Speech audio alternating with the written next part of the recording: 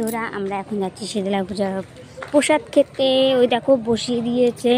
কোথায় বসবো? ঠাকুরটা দেখিনি। এই হচ্ছে আমাদের মা শীতলা ঠাকুর। দেখুন এখানে পুজো হয়েছে।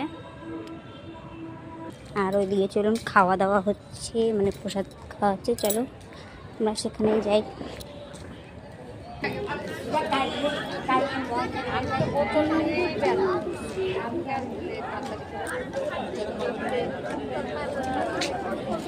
আমাদের থালা দিয়েছে, প্রসাদ খেতে এসেছি।